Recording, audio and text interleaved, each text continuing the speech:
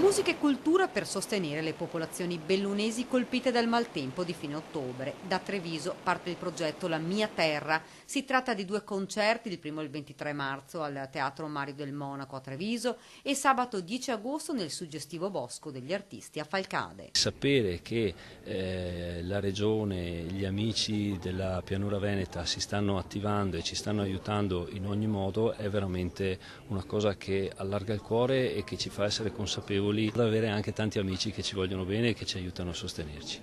Raccontare attraverso la musica la tragedia che ha colpito le montagne venete. Il progetto, ideato dal maestro Diego Basso, porterà sul palcoscenico 54 elementi dell'Orchestra Ritmico-Sinfonica Italiana e 50 giovani coristi dell'Accademia di Castelfranco. Partiremo dalla musica lirica sinfonica per poi passare alle colonne sonore dal maestro Morricone al maestro Piovani a Francesco Sartori, per arrivare alla fine al pop rock che io poi ho trascritto in forma sinfonica, perché noi andremo lì qui in teatro ma poi in montagna con l'assoluto rispetto del volume del suono. Cercheremo di essere così in armonia assoluta con la natura e col posto dove andremo a suonare. Intanto nelle montagne bellunesi si lavora giorno dopo giorno. Per quest'inverno le promesse sono state mantenute e i turisti hanno potuto godere le vacanze con piste da sci aperte ed ora la neve che ha reso il paesaggio meraviglioso. Noi dobbiamo riuscire a ridare entro l'estate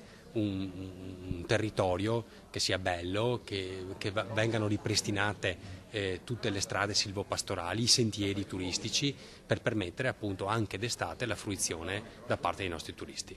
Mi fa veramente piacere che parta dalla nostra città, dice il sindaco Mario Conte, un progetto che porterà la cultura sia a Treviso che nel cuore del disastro. Noi non ci dimentichiamo quello che è successo e vogliamo aiutare a far ripartire le popolazioni bellunesi. Gli appuntamenti dunque il 23 marzo al teatro alle 21 e a Falcade il 10 agosto alle 11:30.